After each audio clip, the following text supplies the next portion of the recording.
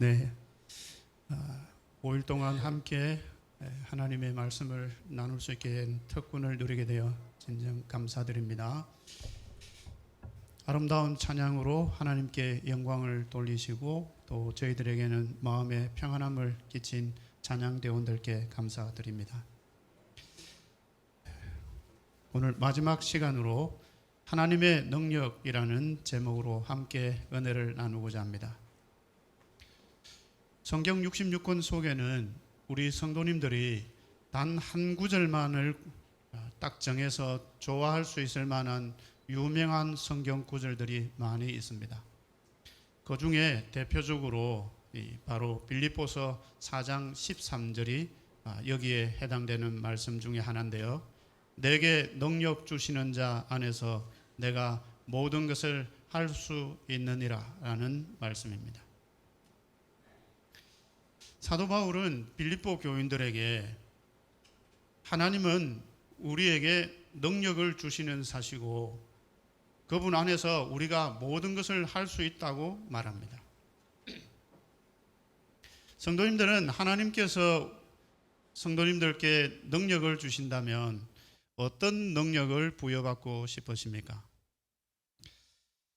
저는 목회자가 되어서 하나님께서 저에게 어떤 능력을 부여해 주신다면 제일 갖고 싶은 능력은 안수기도 하면 병이 낫는 그런 치유의 능력이 있으면 좋겠다 생각합니다.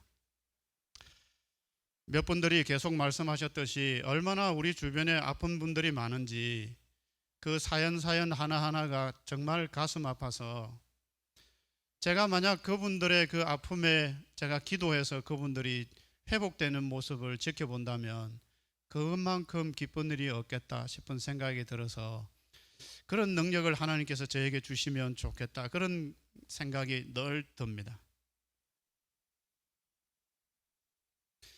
오늘날 세상은 능력 중심 사회가 되어버렸습니다. 모든 삶이 자신의 능력을 극대화하기 위해서 노력하고 투자하며 살아가고 있다고 해도 과언이 아닙니다. 교육을 통해서 학위를 취득하고 기술을 배워서 자격증을 취득하고 끊임없이 능력을 키워나가죠. 그러면서 그 모든 조건을 갖추게 되면 나의 능력을 펼칠 곳을 찾아서 들어가기도 합니다. 그런데 이 사회가 녹록지 않죠. 내가 아무리 능력을 갖추었다 하더라도 내가 그곳에서 꼭 성공한다고 하는 보장이 없습니다. 성경에 보면 그 주변의 사람들이 이 사람은 참 능력이 많은 사람이다 하고 인정해주는 사람들이 들어 있어요. 가장 대표적인 인물이 바로 침례 요한입니다. 침례 요한은 우리와는 좀 다르게 태어났어요. 그는 태어나기 전부터 예언되어 있었던 인물입니다. 그리고 그가 활동했던 그 모든 일은 주변 사람들에게 선지자로 평가를 받을 만큼 인정을 받는 사람이었습니다. 그러니까 주변에 있는 모든 사람들에게 그 신분이 어떤 사람이든지 침례 요한을 존경했습니다. 요즘 말로 하면 인기 절정의 사람이 된 것입니다. 이랬던 침례 요한이 한 사람을 소개하는데 마태복음 3장 11절에 이렇게 이야기합니다. 나는 너희로 회개케 하기 위하여 물로 침례를 주거니와 내 뒤에 오시는 이는 나보다 능력이 많다고 말입니다. 사람들이 생각할 때 침례 요한은 굉장한 능력이 있는 사람이라고 평가해 줬는데 침례 요한은 자기보다도 더 능력이 많은 한 분이 있다는 것입니다. 그런데 그 능력은 우리가 생각하는 그런 능력이 아니라 바로 회개케 하기 위한 능력이다 하는 거죠. 이렇게 소개를 받았던 예수님이 주변 사람들에게 공생애를 시작하시면서 사람들에게 알려지기 시작합니다. 그러자 사람들이 이렇게 평가하는 거예요. 마태복음 13장 54절에 고향으로 돌아가사 저희 회당에서 가르치시니 저희가 놀라 가로되 이 사람의 이 지혜와 이런 능력이 어디서 났느냐? 하면서 예수님께서 보이시는 그 능력에 대하여 감탄을 합니다. 왜냐하면 예수님께서 그분의 공생애 동안에 수많은 병자들을 고치고 문둥병자, 백부장의 종, 호수의 폭풍을 잔잔케 하는 것, 지붕으로 내린 중풍병자를 고치고 혈루병을 고쳐주고 귀신 들려 눈 멀고 벙어리 된 사람들, 한편 손 마른 사람, 제가 일일이 나열하기도 힘들 만큼 수많은 사람들을 고쳐준 거예요. 그래서 도대체 저 사람의 능력은 어디서 나타났나 하고 사람들이 감탄하며 예수님을 지켜보는데, 예수님은 그런 사람들에게 이렇게 이야기합니다. 예수께서 대답하여 가라사대 너희가 성경도 하나님의 능력도 알지 못하는 거로 오해하였다라는. 사람들은 예수님께서 보여주는 그 능력에 감탄하는데, 예수님은 정작 지금 너희들이 하나님의 능력도 알지 못하고 오해하고 있다는 거예요. 그러면 다시 오늘 본문으로 돌아가서 내게 능력 주시는 자 안에서 내가 모든 것을 할 수 있다고 하는 이 말의 의미가 무엇일까요? 하나님의 능력을 소유하게 되면 우리가 생각하는 그 모든 것을 다 이룰 수 있다고 하는 그런 말인가? 기도하면 병 낫고, 기도하면 문제가 해결되고, 기도하면 대학도 합격하고, 기도하면 좋은 직장도 가게 되는 그런 모든 것을 할 수 있다는 말인가? 그런 말이 전혀 아닙니다. 빌립보서 4장 13절은 이 말씀의 의미를 깨달으려면요, 바로 앞에 11절과 12절을 깨달아야만 됩니다. 내가 궁핍함으로 말하는 것이 아니라 어떠한 형편에든지 내가 자족하기를 배웠노니 내가 비천에 처할 줄도 알고 풍부에 처할 줄도 알아. 모든 일에 배부르며 배고픔과 풍부와 궁핍에도 일체의 비결을 배웠노라 하고 내게 능력 주시는 자 안에서 내가 모든 것을 할 수 있느니라, 이렇게 말했습니다. 사도 바울은 이방인을 위한 복음의 사도로 특별히 부름을 받은 인물입니다. 하나님께서 그를 이방인을 위한 사도로 부름을 받아서 복음을 전하러 다니게 하면 적어도 사도 바울에게 있어서는 어떤 어려움도 다 제거해 주면서 복음이 순탄하게 전거되도록 해줘야 되는 게 정상 아닌가요? 그런데 사도 바울의 생애를 보게 되면 그가 얼마나 많은 어려움을 겪게 되었는지 우리는 성경을 통해서 잘 압니다. 내게 능력 주시는 자 안에서 내가 모든 것을 할 수 있다고 말씀하신 그 의미는 내가 복음을 전하고 복음을 깨달으면 나에게는 어떤 어려움도 생기지 않도록 능력이 내게 임한다는 그 뜻이 아니라, 이 복음의 능력을 진정으로 깨달으면 내가 어떤 어려운 역경과 환경에 도달한다 할지라도 그것을 이겨낼 수 있는 믿음을 소유할 수 있게 된다는 것입니다. 이렇게 일체의 비결을 깨달았던 사도 바울이 믿음의 아들이라고 하는 디모데에게 마지막으로 들려주는 유언과 같은 말씀이 디모데후서 1장 7절과 8절에 있는 말씀입니다. 하나님이 우리에게 주신 것은 두려워하는 마음이 아니요 오직 능력과 사랑과 근신하는 마음인데, 네가 우리 주의 증거와 또는 주를 위하여 갇힌 자 된 나를 부끄러워 말고 오직 하나님의 능력을 쫓으라는 겁니다. 나에게 주었던 하나님의 능력이 너에게도 이르게 될 것인데 그 능력으로 힘차게 복음을 증거하라, 이렇게 이야기하는데, 여기서 끝나면 좋은데요, 한마디를 덧붙였는데 하나님의 능력을 쫓아서 복음과 함께 고난을 받으라는 거예요. 복음이 나에게 이르러 오면 앞으로 나에게 일어날 그 모든 어려운 일들은 다 제거되어야만 마땅한데 오히려 복음과 함께 고난을 받으라는 것입니다. 제 이야기를 조금 들려드린다면요, 제가 42살에 야간 고등학교를 진학을 해서 2년 동안 고등학교 과정을 마치게 되었습니다. 그리고 대학에 들어가서 3년 동안 대학 과정을 마치게 되고 47살에 대학원을 진학하게 되었어요. 그래서 대학원 합격 소식을 듣고 이제 다니던 직장의 사표를 내고 이제 학업을 위해서 진학을 하게 되어서 그만두게 된다는 이야기를 말씀드리고, 이제 일주일 정도 있으면 회사는 그만두고 대학원을 진학하게 되었습니다. 근데 일주일 앞두고 집사람이 병원에 가서 잠깐 진료를 받고 돌아왔는데 뭔가 느낌이 이상하다는 거예요. 그래서 조금 더 큰 병원에 가서 진찰을 받으라고 하는 그 개인 병원 의사의 말을 듣고 이렇게 병원을 가서 진단을 받았는데 암 진단을 받게 된 것입니다. 제가 지금 신학대학원을 들어간 것은 목사가 되기 위하여 신학대학원을 진학하게 되었는데, 저는 다니던 직장을 그만두고 이제 공부를 하게 되고, 집사람은 하고 있는 일을 통해서 가정경제를 책임지기로 하고 공부를 시작하려고 하는데 덜컥 집사람이 암이 걸린 거예요. 하필이면 이 시점에 말입니다. 남자 입장에서 아내가 암이 걸렸는데 공부를 하는 결정을 하는 것은 쉽지 않습니다. 그래서 그만두려고 하니까 집사람이 이왕 합격했으니 당신은 공부하고 나는 요양원에 가서 요양을 하면서 좀 회복되면 돌아올 테니 당신은 공부하세요, 그러더라고요. 그래서 공부를 했습니다.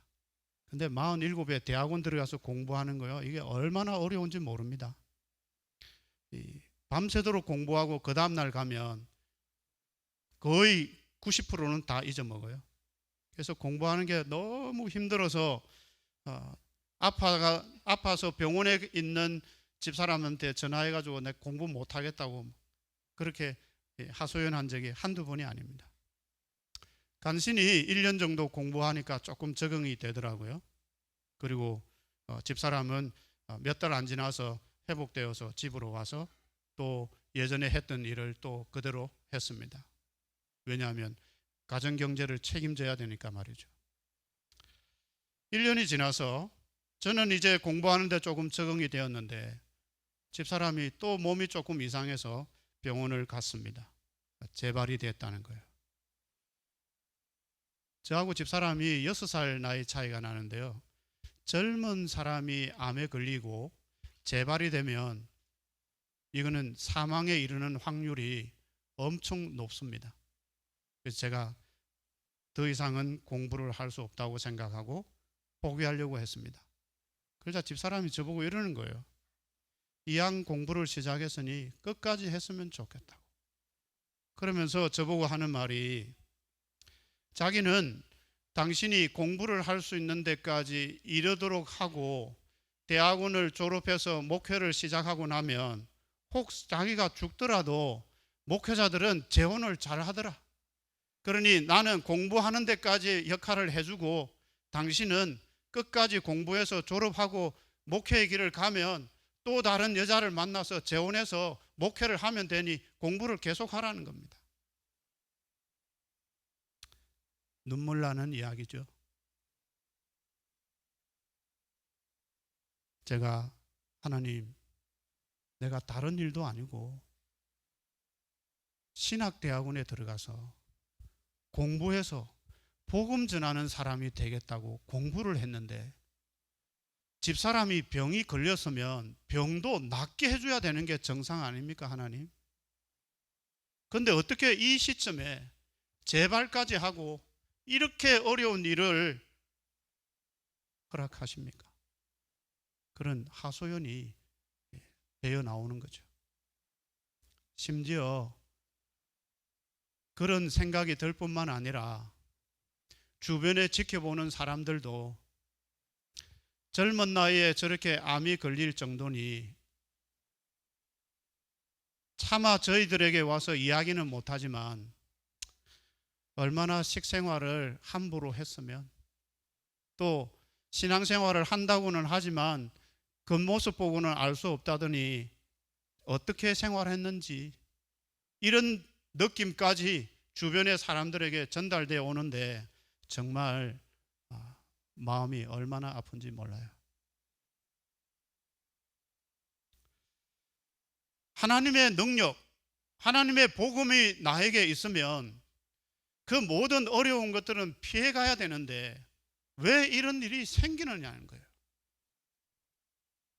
도대체 하나님의 능력은 무엇일까요? 사도 바울은 로마서 1장 16절에 이렇게 이야기합니다. 내가 복음을 부끄러워하지 아니하노니 이 복음은 모든 믿는 자에게 구원을 주시는 하나님의 능력이 된다는 것입니다. 복음이 하나님의 능력이 되는데 이 하나님의 능력은 바로 그 아들에 관한 것이고 그 아들은 바로 예수 그리스도다, 이렇게 소개하고 있습니다. 그러니까 복음은 하나님의 능력이 임해서 우리에게 오셨는데 하나님이 인간이 되어서 이 땅에 오셨다는 것입니다. 그러면서 고린도전서 1장 18절에 이렇게 이야기합니다. 십자가의 도가 멸망하는 자들에게는 미련한 것이요 구원을 얻는 우리에게는 하나님의 능력이라고 말합니다. 하나님의 능력은 그때 사람들이 놀라고 정말 감탄했던 병자들을 고쳐주는 그것이 하나님의 능력인 줄 알았는데 사도 바울은 우리에게 이야기하기를 십자가의 도가 하나님의 능력이라 이렇게 이야기하는 것입니다.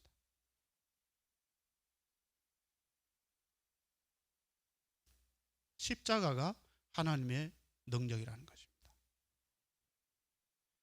십자가는 자기 스스로 아무것도 할 수 없는 비참한 상태로 죽음에 이르는 상태를 말합니다.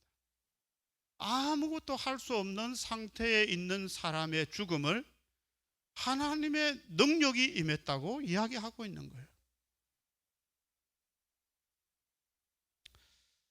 우리 성도님들이 혹시 이와 같은 역할을 해본 적이 있는지 모르겠는데요, 저는 십자가에 달리는 경험을 2번 해봤습니다.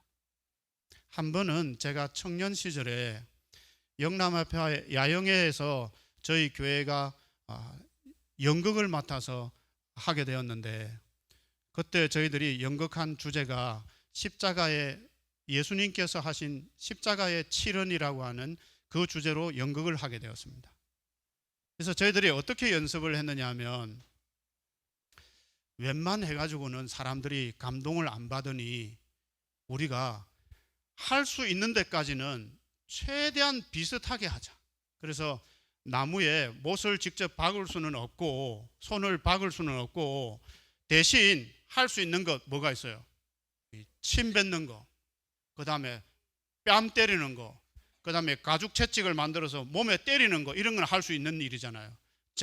근데 그때 제가 예수님 역할을 맡았습니다. 그래서 교회에서 연습을 하는데요, 제가 제일 나이 많은 청년이에요.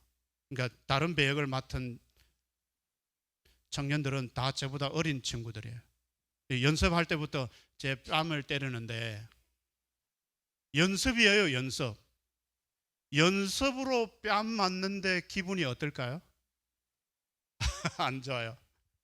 근데 한 번은 잘못 맞아가지고 이 왼쪽 귀 고막이 나가버렸습니다. 얼마나 실감나게 연습했는지 아시겠죠?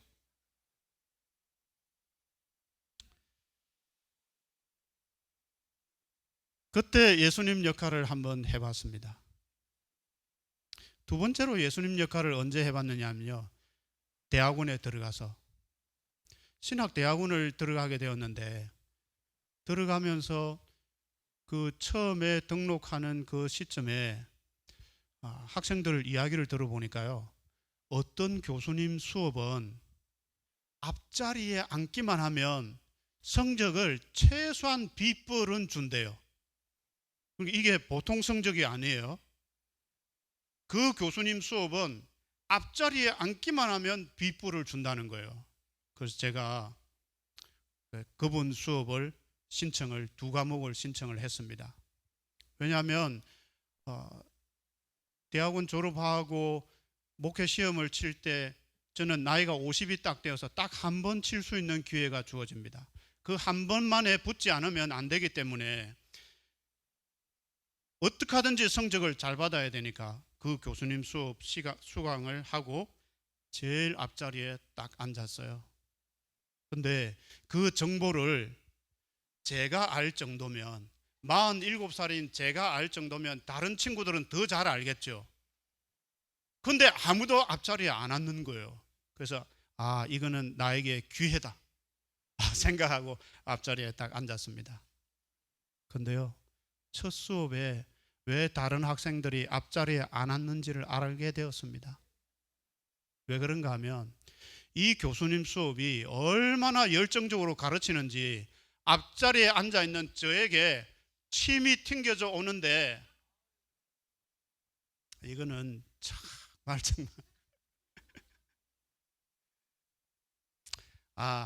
그래도 대한민국의 신학대학원에서 목사를 길러대는 학생들에게 가르치는 정말 존경스러운 교수님이 가르치면서 침 한 방울씩 튀는 거니까 은혜의 샘으로 생각하고 기분 좋게 생각하자. 아무리 좋게 생각해도 그렇게 안 됩니다. 근데 그것마저도 참 마음이 안 좋은데 이 교수님이 항상 교탁에서 나와서 맨 앞자리에 앉아있는 저의 머리를 툭툭 치면서 이 나이 먹도록 해가지고 뭐 때문에 대학원을 들어왔느냐, 그 머리로 무슨 목사가 되겠다고 하느냐 이러면서 머리를 한 대씩 치는데 진짜 솔직하게 말씀드리면 기분이 너무너무 더러워요.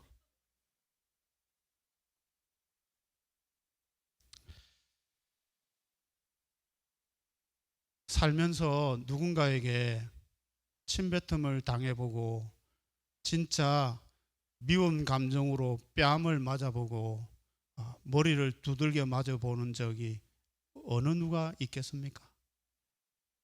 근데 예수님은 그런 경험들을 다 하셨다는 거죠.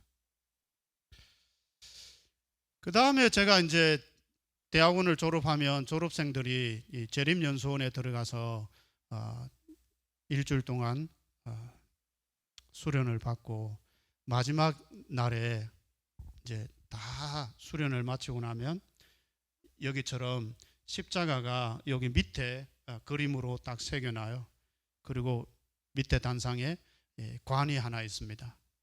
그러면 차례대로 줄을 쫙 서가지고 있다가요, 한 명씩 올라와서 십자가의 모습에 있는 곳에 이렇게 서 있고 조금 있다가 내려가서 관에 들어가요. 그러면 관에 들어가 있는 사람이 똑똑 두드리면 옆에 있던 사람이 뚜껑을 열면 딱 나가고, 그 다음에 이렇게 있던 사람이 내려가서 관으로 들어가요. 제가 올라가서 십자가의 모양을 있는 곳에 이렇게 딱 섰습니다. 성도 여러분, 나중에 집에 가서 한번 해보십시오. 아무것도 안 하고 그냥 이 상태로만 서 있는 것을 어느 정도로 할 수 있는지 말입니다. 한 50초만 지나면 팔이 내려가기 시작합니다. 1분 30초가 되면 몸이 이제 조금씩 떨려오기 시작하고요. 2분이 되면 진짜 앞에 있는 이 친구가 관에서 안 나오는 것을 지켜보면서 일주일 동안 은혜 받았던 모든 것이 다 사라지고 이 친구를 원망하기 시작합니다. 2분만 지나도요. 예수님께서 십자가를 지신 그 일이 얼마나 우리를 사랑하셔서 그 길을 걸어가셨는지를 우리는 진짜 더 실감나게 깨달아야 됩니다. 제가 예수님께서 십자가를 지신 그 의미를 좀 더 깨닫기 위해서 어떤 책을 좀 검색을 하다가 한 책을 알게 되었어요. 십자가의 진실이라고 하는 책인데, 이 책을 인터넷에서 검색해 보니까 이 책의 저자가 좀 특이한 사람이었습니다.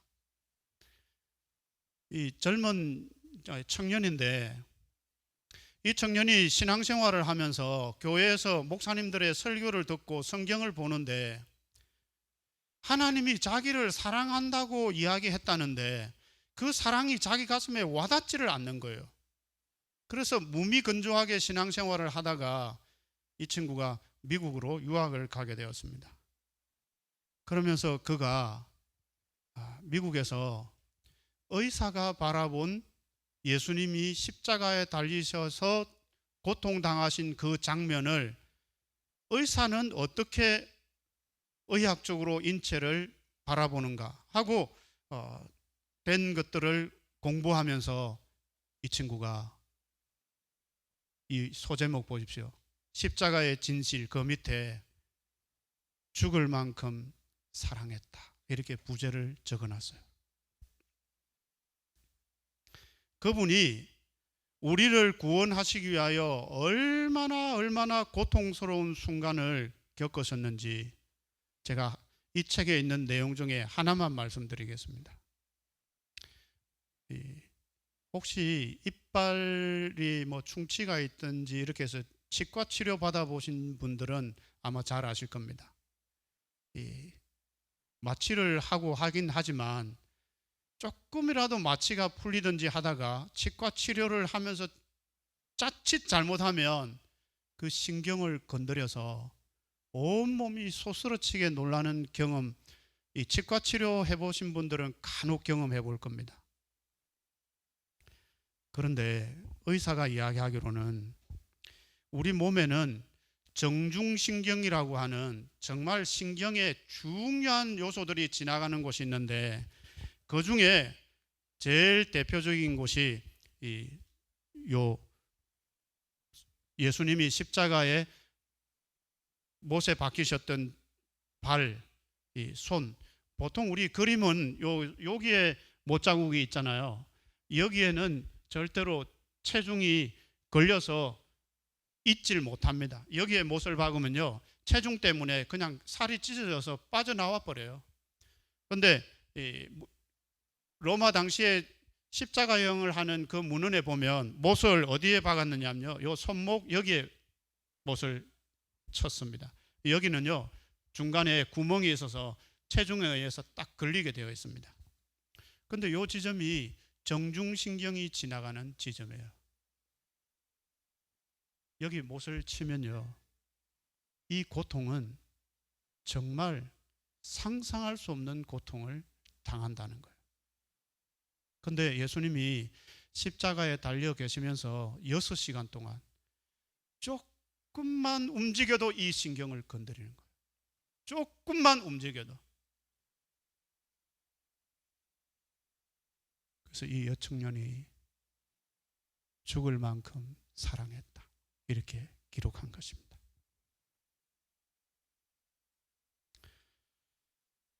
예수님이 왜 그렇게 수치스럽고 참혹한 죽음을 아무런 저항도 없이 그냥 순수하게 그것을 받아들이고 그 죽음의 길을 가셨는가? 이 장면을 시대의 소망에 가장 잘 표현한 제가 제일 좋아하는 문구가 바로 이 내용입니다. 흠없는 하나님의 아들이 십자가에 달리셨으며 그분의 살은 채찍에 맞아 찢어졌고 그처럼 자주 축복하시기 위하여 펴시던 그분의 손은 나무 막대기에 못 박히셨다. 사랑의 봉사로 피곤할 줄 모르던 그분의 발도 나무 기둥에 못 박히셨고 그분의 고귀하신 머리는 가시관에 찔리셨다. 그분의 떨리는 입술은 비통의 부르짖음을 발했다. 그분이 참으신 모든 것, 그분의 머리와 손과 발에서 흘러내린 핏방울과 그분의 몸을 괴롭힌 고통과 아버지께서 얼굴을 숨기심으로 그분의 영혼을 가득 채웠던 말할 수 없는 고민은 우리 인류 각 사람에게 이렇게 말한다. 하나님의 아들이 이와 같은 죄악의 짐을 지기로 동의하신 것은 다 그들을 위함이다. 하나님 이러면 꼭 따라 나오는 수식어가 있는데 그건 바로 전능하신 하나님이에요. 전능하신 하나님. 모든 것을 할 수 있는 하나님이 아무것도 하지 못하는 사람처럼 그냥 십자가에 달려 죽는 것입니다. 그런데 그것이 성경에서 말하는 하나님의 능력이라는 것입니다.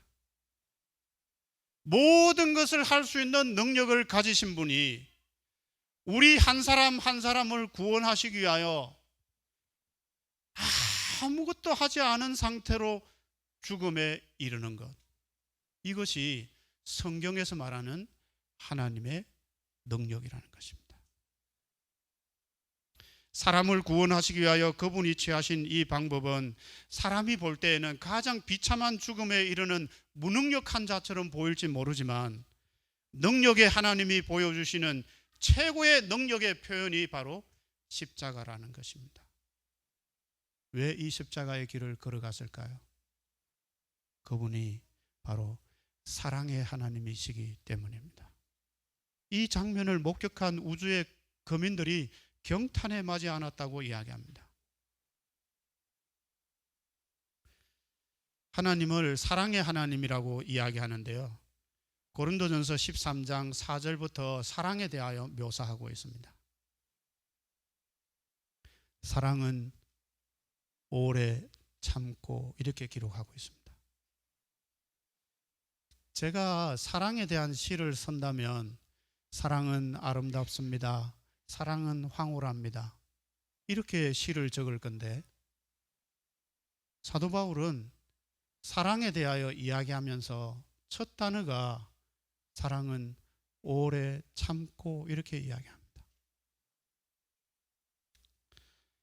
결혼해서 10년, 20년, 30년 이렇게 살아가다 보면 누군가 한 사람은 배우자의 마음을 맞추어서 오래 참았기 때문에 가정이 유지되는 겁니다. 만약에 자기 성격 그대로 다 드러내면서 서로 살면 가정이 유지가 안 되는 거죠. 사랑의 속성은 오래 참는 것입니다. 그분은 우리를 구원하시기 위하여 정말 오랫동안 참아 주셨습니다. 그리고 그분은 자랑하지 않는데요. 저는 제가 만약 하나님이라면 이 세상을 창조할 때 아담과 하와부터 먼저 딱 창조해 놓고 여세 동안 창조되는 과정을 다 보여줄 것입니다. 그러면 우와, 하나님은 이렇게 위대하신 분이구나 하고 저절로 그분께 영광을 돌리게 될 것입니다.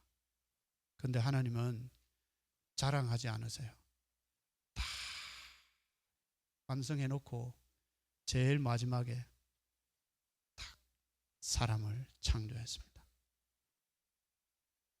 그 사랑은 언제까지든지 떨어지지 아니한다. 하나님의 사랑은 내가 좀 뭐 잘못했다고 해서 그 사랑을 포기하거나 저버리지 않습니다. 공동번역에는 이 문장을 어떻게 표현했냐면요, 사랑은 가실 줄을 모릅니다, 그렇게 표현했어요. 하나님의 사랑은 절대로 중간에 포기하는 일이 없습니다. 하나님의 능력을 소유하게 되면 어떻게 되는지 아십니까? 자신들의 신앙을 버리라고 죽이겠다고 할 때에도 그 신앙을 굳굳이 이겨냅니다. 조금만 다른 행동을 했다가 하면 살려주겠다고 하는데도 절대로 변절되는 그런 행동을 하지 않습니다. 하나님께서 그들을 구원해 주시죠. 하나님의 능력을 소유한 사람은 자신의 형에게 배반당하여 팔려가고 이런 일들을 당하고 엉뚱하게 간통죄로 억울하게 감옥살이를 하고 하더라도 그 환경에서 벗어났다고 해서 복수하거나 원망하지 않습니다.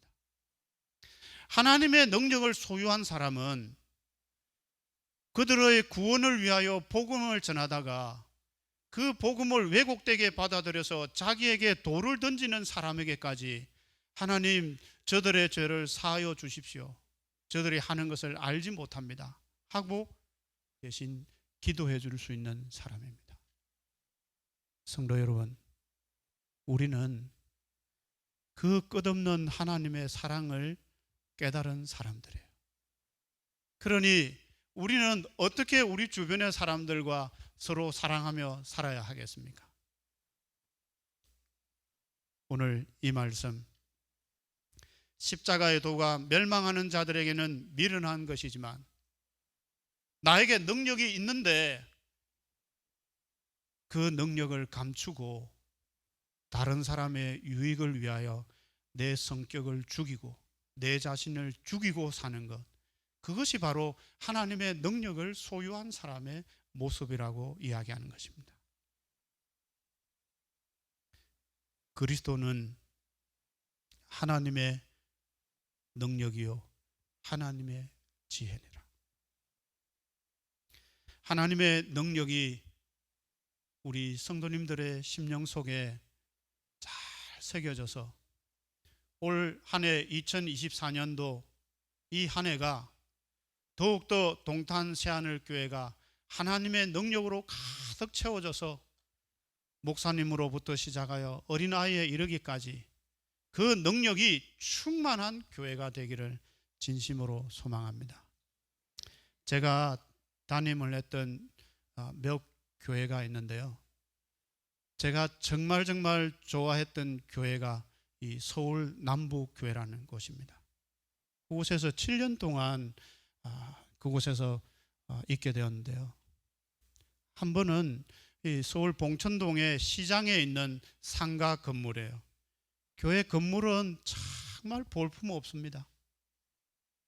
오래된 시장 건물 3층에 있는데요, 간혹 가다가 그곳에 정말 겉으로 보기에는 멀쩡해 보이는 사람들이 교회로 와서 도와달라고 찾아와요.